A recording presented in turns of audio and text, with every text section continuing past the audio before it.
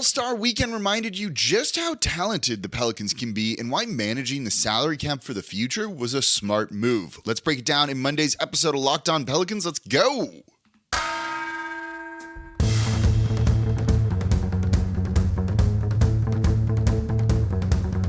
You are Locked On Pelicans, your daily New Orleans Pelicans podcast, part of the Locked On Podcast Network, your team every day.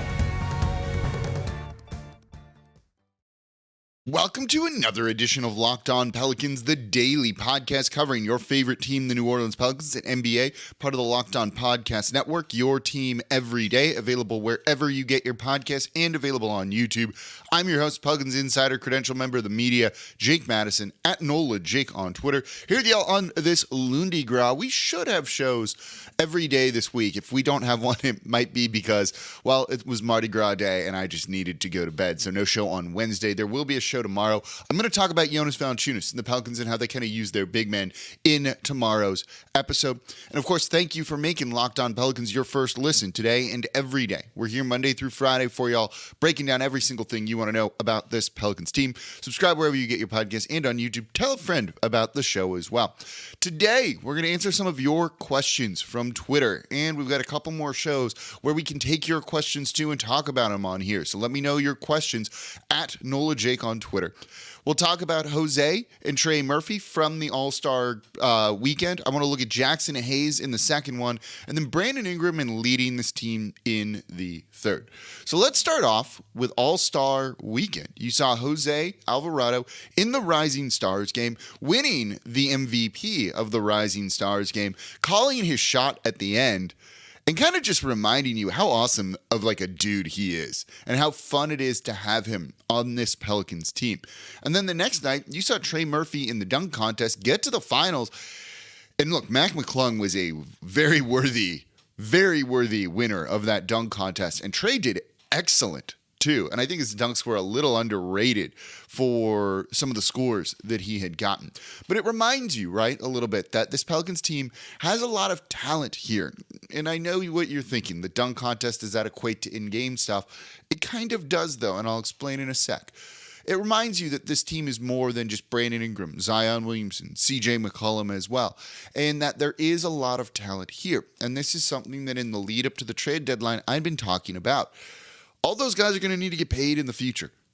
Jose Alvarado just kind of, again, staked his claim as a rising star in the NBA with that kind of performance. That puts teams and other fan bases kind of on notice.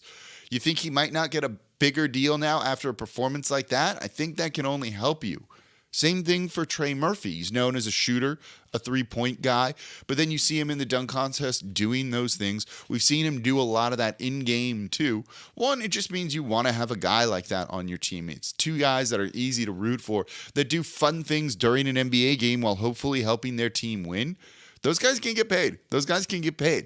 And as the Pelicans, in the lead up to the trade deadline, and I was talking about the luxury tax for the future and how expensive this team was going to be, you kind of see why. Trey Murphy will need a new contract eventually. Same will Jose Alvarado.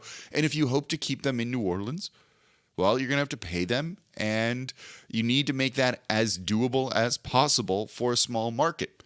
You know, Trey in particular, I think when you start to look at his skill set, the three-point shooting being outstanding when he gets it going. You know, he's been much more aggressive this year attacking the basket. He's going to try and show, you know, in games that he was worthy of being in that dunk contest, and he definitely was. It's going to grow his game, I think. Those type of moments on the big stage make guys hungry for more. So I love seeing this sort of thing, and I think it means their futures are a little bit brighter than maybe what it was before, but you've got to plan for that. And so not going after a guy like OG Anunoby, Gary Trent Jr., or going after, they did go after Malik Beasley and Jared Vanderbilt, you know, not getting those guys, you know, and then kind of just doing the smart accounting thing with Josh Richardson, who clearly has done well in New Orleans so far in the 2 games, minus the ejection. You know, I think as disappointing as it might have seemed at the time, planning for the long-term future with guys like Jose, Trey on this team is only going to be a good thing, especially if New Orleans wants to be sustainable. As David Griffin has said, build a sustainable winner, and that's not easy to do in a small market, and it does mean managing the salary cap in an exceptionally, prudent manner, I guess. Not necessarily frugal, but kind of this weekend, the All-Star Game festivities kind of show you, oh yeah, they've got these other guys here that are good too. It's a reminder of how talented and deep the team can be when they're putting it all together, and that, yeah, those guys then get paid, and you've got to watch out for all of that. That was fun, though. That was so much fun to watch. Just Jose being Jose, doing his thing, getting involved with Trey in the dunk contest in what was like a meta kind of dunk that even threw me off. I'm a big believer in you got to nail the dunk on the first attempt. And when Trey kind of did an aborted first dunk and then Jose stole the ball and that was kind of the setup, it was like, oh, I get it. I don't think the judges totally got it and realized it and figured it out either. But Trey was kind of in his own and threw some unbelievably impressive dunks down. He would have won past couple of years, I think, had he been in it then. And though Mac McClung was awesome. Those were absurdly impressive. And yeah, deserved winner. I'm not trying to take anything away from him. Just very cool to see the Pelicans in there. And it was a reminder of kind of why we love this team, why we love the game of basketball too. And sometimes those moments, particularly with the way they kind of ended All-Star break, though when people talk about they limped into All-Star break, they went 4-2 over the final 6 before All-Star break. They didn't go into All-Star break like a desperate team. But after, 10 straight losses, not the best middle part of the season, it does kind of get to you and you kind of forget how fun and awesome basketball is. And that was a really good reminder of all of that. So I'm really glad we got to enjoy watching the Rising Stars game, the dunk contest, even the three-point shootout was pretty good too, with Damian Lillard deservedly winning that. And it's kind of awesome to see him get that too. And then Tatum and 50, everything was just great. I enjoyed All-Star Weekend very much so this year. Also nice that it's coincided with Mardi Gras, so you get a mix of everything when you come home tired after parades. Get to go and watch that. Sign me up. Let's do this all the time, I think. Although I don't know if we'd actually survive if that was the case. So coming up, let's get to your questions. I want to look at Jaxson Hayes in the next one, then Brandon Ingram in the third segment of today's show. But before we do that, today's episode of Locked On Pelicans is brought to you by Nissan. Nissan's most electric player of the week is brought to you by the all-new, all-electric 2023 Nissan Ariya. This is Trey Murphy, right? You're looking for something that's brilliant. His dunks, absolutely fierce, throwing them down. There's an elegance in the way he just did that alley-oop without a bounce, caught it in one fell motion, and then threw it in. Powerful, strong, all of that. It's exactly like the 2023 Nissan Ariya. It packs pin-to-your-seat power and premium intelligence all in one EV. The all-new, all-electric 2023 Nissan Ariya, the EV for people who love to drive. Shop now at nissanusa.com. And thank you for making Locked On Pelicans your first listen today and every day. We're here Monday through Friday for y'all completely free, breaking down every single thing you want to know about this Pelicans team. Still have some break from All-Star festivities before the game on Thursday. We'll recap that on Friday, which means Tuesday, Wednesday, Thursday are your questions. It's your time to shine. Let me know what you want to hear about. Give me your question. It'll either be a segment potentially or a whole show if it kind of lends itself to that. Tomorrow we're looking at Jonas Valanciunas, and that was a question that was sent to me on Twitter. So let's get into some of your other questions here. And this one made me laugh because it's two, and it's just the duality of it here. So the first one comes from Andrew Livingston. It's at Andrew Nova 33 on Twitter. And he says, do you think Jaxson Hayes could develop into a good rim protector for the Pelicans? And then literally the next one that I saw is Catfish Hunter at Catfish Boogie, Bogie. Can you talk about the lack of development with Jaxson Hayes? What is the role or player comparison they wanted him to become? Did the vision for him change to the point? What happened? Yeah, Jaxson Hayes is an interesting one, right? A lot of people really seem to think there's room for growth and that he could kind of develop. And others are like, okay, so yeah, this dude's just done here. I'm in the latter camp. This is just an unfortunate situation that happens when drafting players and they don't always work out. And there's a mix of reasons why I feel that's the case for Jaxson Hayes. Again, there's all the tools and talent. He's a high flyer. He runs like a damn gazelle, right? He can get up.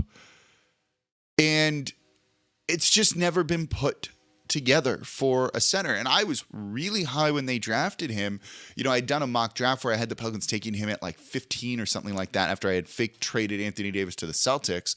And it seems like Jaxson Hayes would be kind of like the perfect vertical spacer with Zion Williamson. We talk a lot about spacing on the court with three-point shooting, but there is vertical spacing too above the rim as a lob threat. And Jaxson Hayes is that. It anchors a defender to him when you put a guy like that in the dunker spot. That defender takes a step towards Zion. Zion just lofts the ball up. Jaxson Hayes flushes it down. That's kind of the dream. But there's more to basketball than just simply that, and Jax has not put it together. I do think that there are some maturity issues there every time he steps on the court right now, and this is kind of the interesting thing with it. He's not doing the things you necessarily want him to do. He's taking threes. He's doing other things like that, and you're just like, man, be a big. Just be a big. Now, part of that's the coaching staff. They want him to extend his range to three-point, but he's shooting 12% from three this year. He shot 35% on limited attempts last year. The year before that, on basically no attempts, was 43%. There's, in theory, something there. The year before that was 14 total three-point attempts. He shot 20 of 57 last year. He's 3 for 25 this year. Part of it, I think, is on him, right? We've seen him get opportunities before under a number of different coaches and never really put it together, and then would get kind of benched. Eventually, he would get his opportunity, and in the second half of the season or the latter part of the season, he would be out there and he would do good enough to be like, okay, you'll have to give him minutes to start next year. And then next year, it looked like he regressed. It's partially on the coaching staff for not being able to develop a guy that you would have hoped to. It's also on him for not being able to kind of put the tools and talent all together in one package. And while he's young, he's 22 years old. This is a guy that's going to be due a new contract at the end of this season. And I don't see the Pelicans offering him one. I think most people were expecting him to be traded at the trade deadline. But I think they're going to just let him expire, and they're not going to make him an offer because I just don't see a role for him. The question of could he be a rim protector? I don't see it. He doesn't play great defense. He makes some plays here and there, sure, but I don't see him being a consistent rim protector or efficient shot blocker for the Pelicans. Offensively, what's his role? Is it a pick and roll big? Is it him in the corner as kind of a three-point anchor shooter? That doesn't seem to work because teams just sag off him and he's not making them pay by making threes.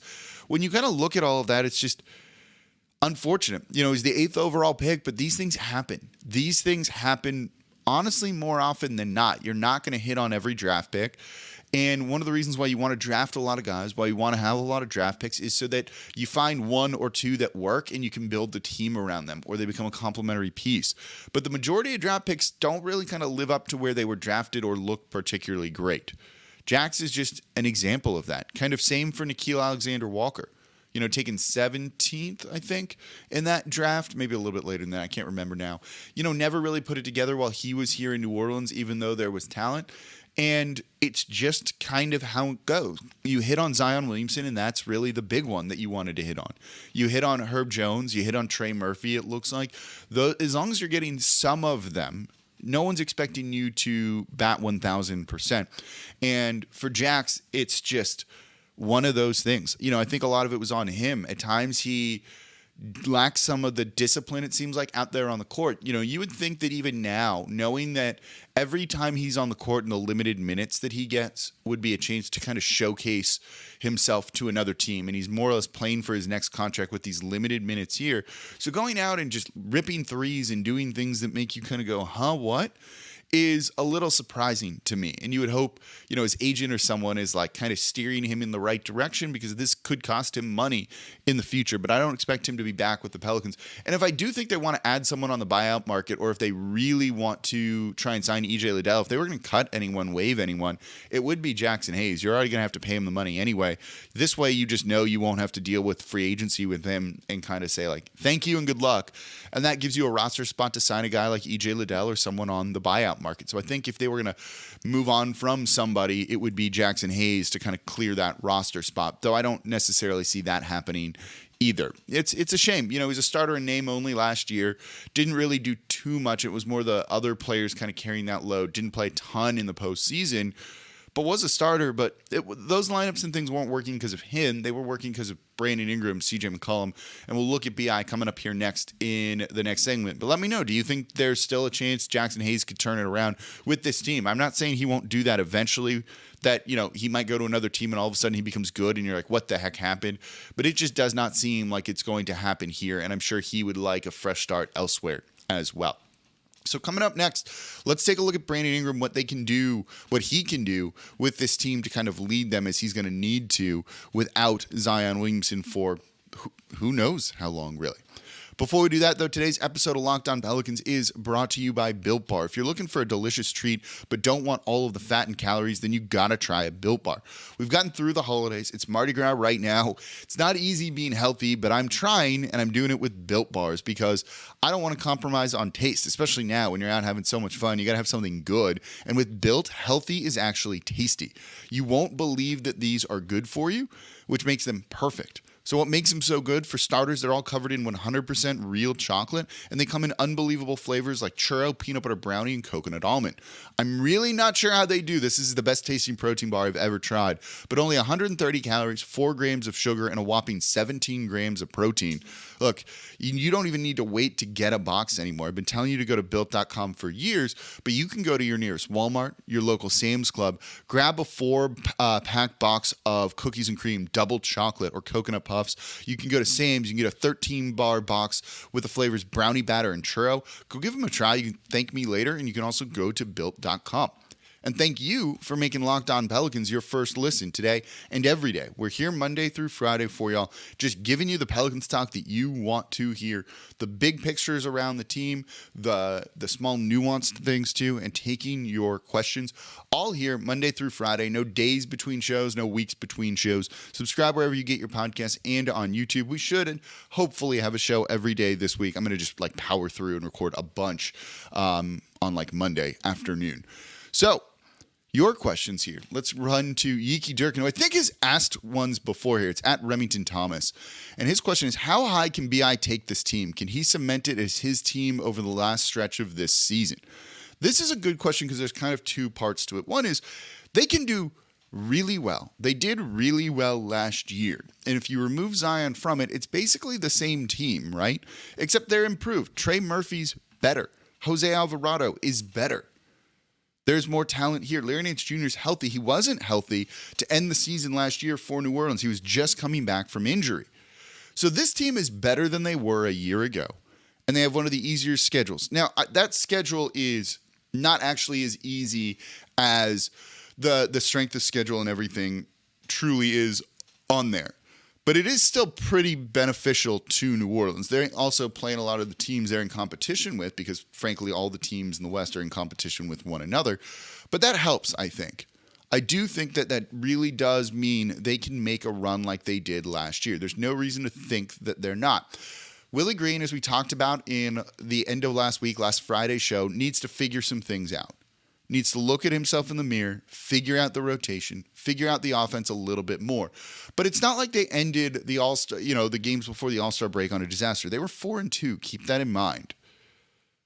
Yeah, there was the 10-game losing streak there, but as I kind of preached patience and said I'm not worried over all of that, they immediately came out and won 3 straight after that. They've been in a rough spot before, but you also still see the makings of a very good team there. And the offense at times has very, very good games. It's not entirely just miserable all the time. Sometimes, yes, that game against the Lakers, absolutely.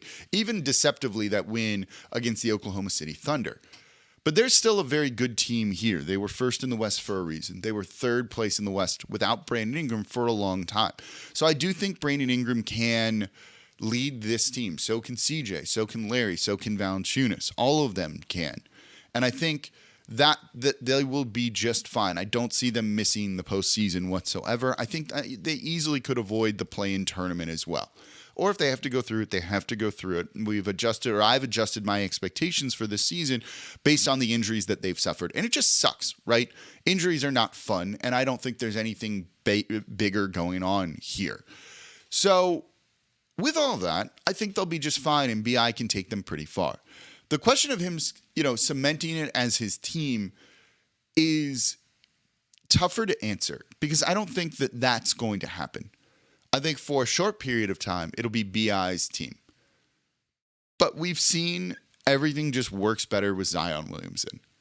Zion's probably the more talented player, the one teams focus on a little bit more, and can score like nobody's business at the rim. BI, mid-range, love it, right? But at times, he takes really tough shots, and he's making those, and credit to him. But that can come back and bite you like it did against the Los Angeles Lakers.